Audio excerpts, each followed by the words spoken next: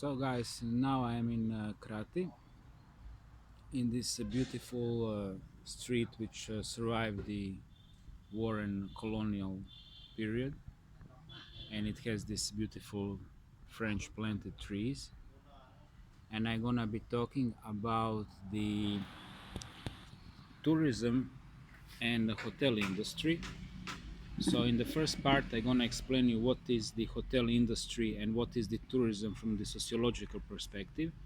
And then later on, not to confuse you, I gonna use colloquial term for tourist for everybody who is flip-flopping through Cambodia and Thailand in flip-flops 2 weeks or 1 month, and especially with lots of money in a pocket, and leaves the area with the impression that everybody are his friends because he simply generously financed people around him. So, first of all, when I was studying tourism, essentially at the Fakultet za hotelski turistički management Opatija IKA, between 1995 and 2002, my professor, which was a very smart guy, he was teaching us sociology, explained us touristic industry or hotel industry is one thing and tourism is another thing. So he said, hotel industry is when you fly to Tunisia, and when you stay in the five-star hotel by the sea, uh, all inclusive 2 weeks, and when you have only contact with the local people when they're giving you food as the waiters or when you check in and check out at the front desk. So this is called hotel industry because you actually came there to enjoy the sun, to eat good food, to relax, and doesn't really matter where it's exactly that location. So he was giving us that example in the mid 1990s. And he said another example would be tourism in a real sense would be you going to Tunisia to spend 6 months or more with the family, to learn the language, to learn the customs, to eat their food, to sleep with them. I mean, in this apartment, even on a floor, but simply to live with the common people and to see how they live. This is the tourism in its sociological sense. So, to explain the term tourism comes from the term grand tour, which was the way of traveling for the English nobility in the 18th century, when young English noblemen would leave England and then go to France, Paris, then to Milan, and even Rome, and even Naples, and then from Italy to the Germany, and from the Germany they would go back. Hi guys, yeah. And after or other tour would be Germany, Italy, France, and back, sometimes Zurich, Switzerland. But this was the Grand Tour, which come from the term tournée, which is the basically knights fighting and so on in the Middle Age. So this is simply what means tourism. When I speak about tourists, I will use term tourists for those people who are flip-flopping through these countries and leaving these countries with very fake and very false impressions. So, I'm in this country on a business visa. Okay, that is very different than a tourist visa. Now, first things first. When I was living in Bangkok, in Sukhumvit, most precisely 900 meters away in the Casa building from Chinese old business, um, and there was VX or 50 hotel and hostel because it had the good rooms and dormitories, and I was hanging out with the white guys there. In some periods, I would like know part of the hotel. Okay, if I would connect with more people, and I was there every day for a cup of coffee because it's very nice cafe place there and very relaxing. So, in short, these whites and other tourists of that kind, but mostly whites, were leaving a hotel only to go to the tourist spot one, like a King's Palace, tourist spot two, National Gallery if it's open, and then back. And then from the hotel, they would go to the White Pub. I don't know where was that in Sukhumvit, but there was one place they were going, a little bit pricey for me, and I don't drink beer.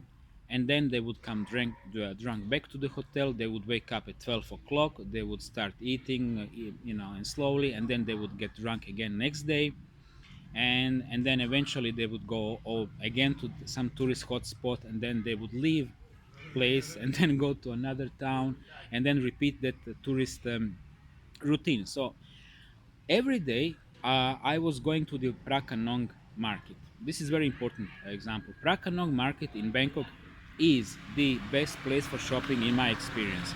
First of all, I was buying there my food, which is of course considerably cheaper than in that touristic street,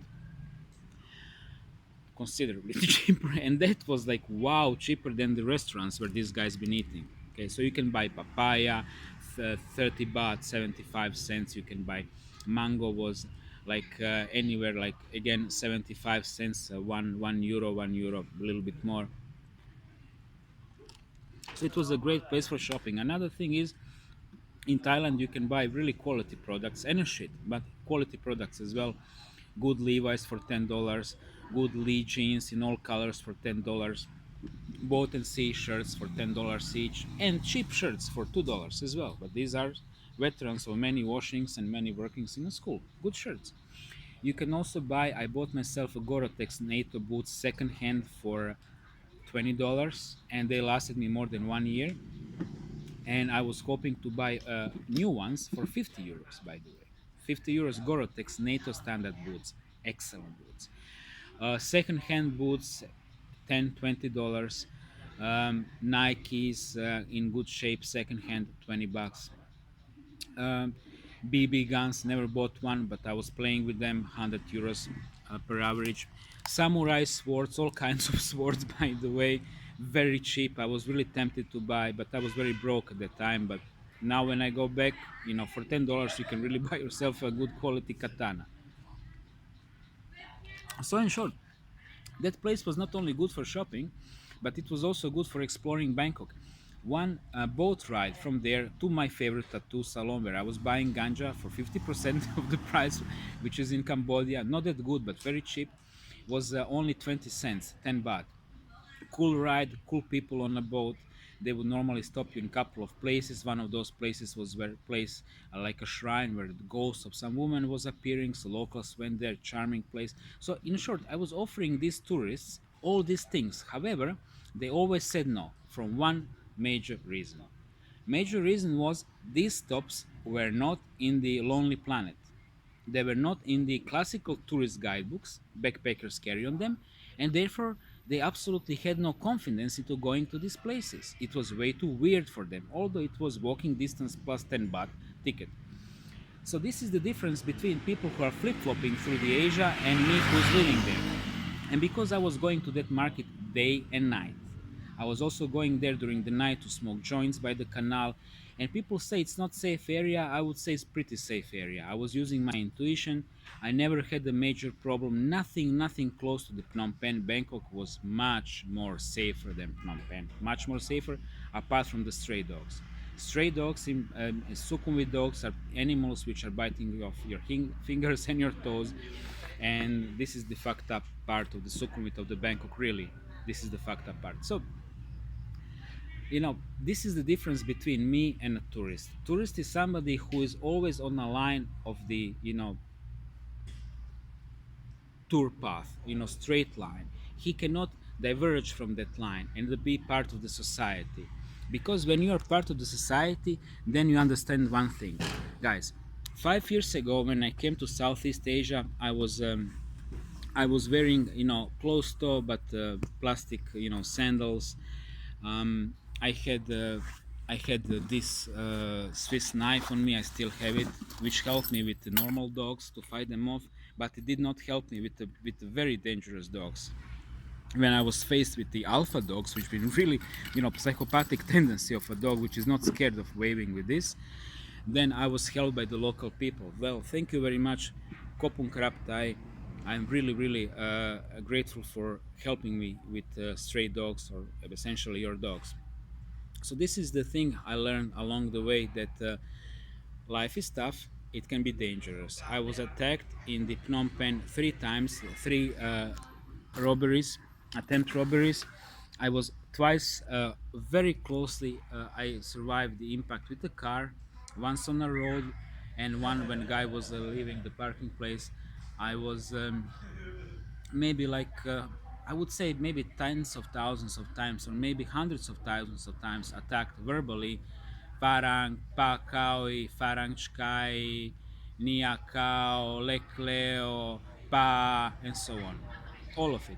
So this is how I learned the Puchkai in this country. In Thailand is Pa Kaoi, and here is Pa Kao. That's pretty much the same thing. Fuck off, Whitey. I heard it like I dreamed that word.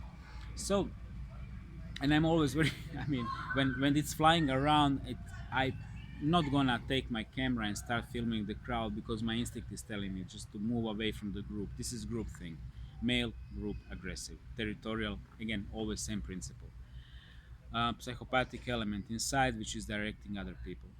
So, this is my lesson. You can call me racist or you can call me realist. If I were racist, you think that I would manage emotionally to survive, simply to live with these people? I mean, guys, if I were really real racist, in my mind, I would be somebody who hates people, who simply has a hate in a heart.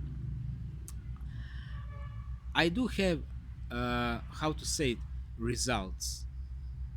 I have reality in my head. That means in my life I've seen so many patterns which are telling me pretty much what to expect. And pretty much it's like that. Is this a racism or is statistics? These are the two things you need to understand. First of all, a term racism is reptilian term. They use it, they make racism, and then they use all this kind of bullshit divisions, race, religion, creed, sex even. Oh my god, this is now sex war between male and female. So they use all this bullshit simply divided et impera, to divide us, and so we can kill each other over bullshits and they can snatch our energy. This is the problem. So this is what I think about racism. On the other hand, I also know what statistics. I know what are the chances. Let's say, imagine the total scenario. The naked, blonde, beautiful woman now decides that she is totally free of any society constraints, and then she decides to walk completely naked through the Paki neighborhood in London. Okay, all Muslim, all Paki. Let's see what's gonna be. And then who's guilty? Is she guilty because she walked naked, or are they guilty because they harassed her and later on picked her up and raped her? Who's guilty? Or are they both guilty? And so this is the thing what I always say to the young generation. I call them the jellyfish or the millennialists. I do not hate, I'm from Croatia, okay? Do not judge me. I do not hate minefields. I'm not a racist against the minefields. I think that there are many good mines in these landmines on this planet.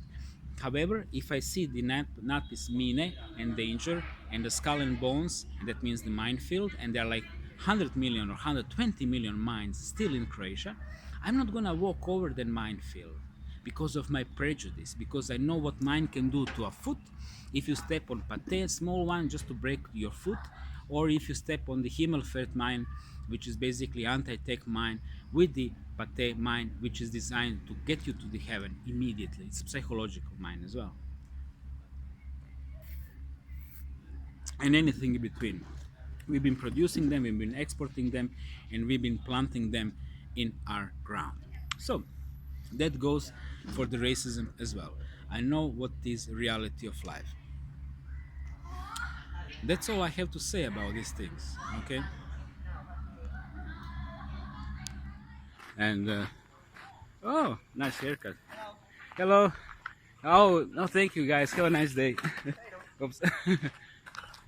I'm okay. Huh?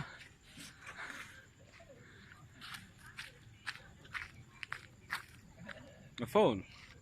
Oh, top. No, I'm okay. It's okay. No, it's perfectly fine, sir. No, I'm perfectly fine. Thank you. Have a nice day. Thanks. Bye bye. So, did you notice the touching and pulling? Okay. This is not normally part of the culture in Asia, touching somebody.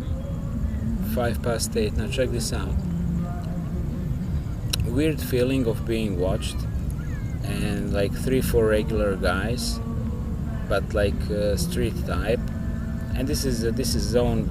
Nobody's here apart from me and people going very deep to piss. So it's not a safe zone. And this is the zone where I saw this couple, girl giving a very good blow job to a bloke, hot both, especially the girl. So, and now it was like first 2 guys and then 4 came and hey, what the fuck? No. What the fuck? Wait. What the fuck? No. What the fuck? Did you see that? Behind my fucking back.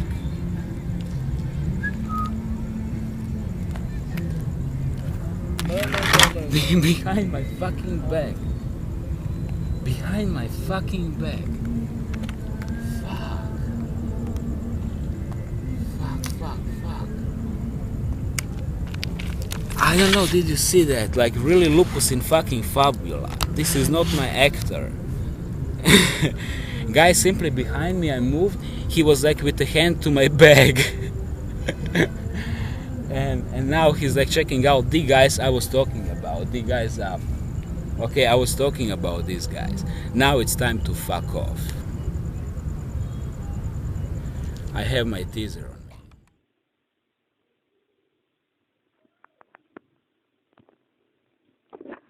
Good news from my record. I don't have malaria, I have dengue. Absolutely sure. That's the good news. And dengue is so much cheaper than malaria. And from $1,000 for photo. Whoops! Let's cut it. But I'm really, really happy. Oh, it's good to be alive.